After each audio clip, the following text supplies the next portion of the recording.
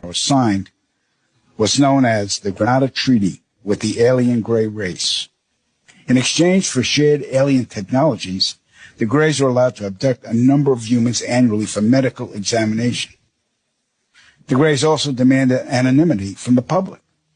A short time later, human technology took a giant leap forward with circuit chips, fiber optics, and lasers. The Granada Treaty is still active today, but the number of human abductions has increased, despite objections from the world governments. Now, the really interesting part. Every year, at least 8 million children go missing in the world. I can attest that 1/3 of them are abducted by government operatives and transported to any one of the 1,477 underground military installations on the planet, then imprisoned for the remainder of their lives. The children are subjected to biological and genetic experiments, dissections, and mutilations performed not by human scientists, but an alien gray species. During my stay at the Vanguard Underground Base north of Phoenix, Arizona, I witnessed many of these procedures.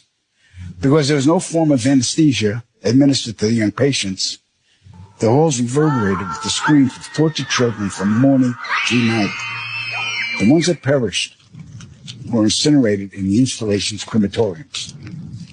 My point of contact at this base was Lieutenant Colonel Charles T. Leninger, and he was a human-alien hybrid.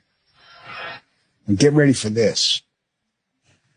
In 1994, the World Population Summit in Cairo, Egypt, had 160 nations participate, where they all agreed that the human population was out of control and must be stopped because the world is running out of resources. An agreement was formed that would mandate the reduction of humans from 6 billion to 800 million by the year 2030. This meant finding a method or methods to wipe out nearly 95% of the population. Solutions were discovered, investigated, tested, then created, and have been in full force since. The procedures have been inflicted onto the human race are as follows. 1. Toxic levels of chemically enhanced fluoride have been secretly added to our drinking water over the last 20 years in every city and community on the planet. I personally oversaw the delivery of fluoride barrels to Denver, Chicago, Tampa, and Minneapolis water departments. The adverse effects of fluoride poisoning to the human body are numerous and debilitating. The effects to children is damage to their neurological development, among other serious ailments. 2. Man-made viruses and diseases. The AIDS virus, which was a designer byproduct of the American Disease Institute, was distributed through vaccines to the public in 1980. Instituted as a preliminary population control tactic, the results were successful and led to more lab-produced viruses that have since been unleashed onto the public.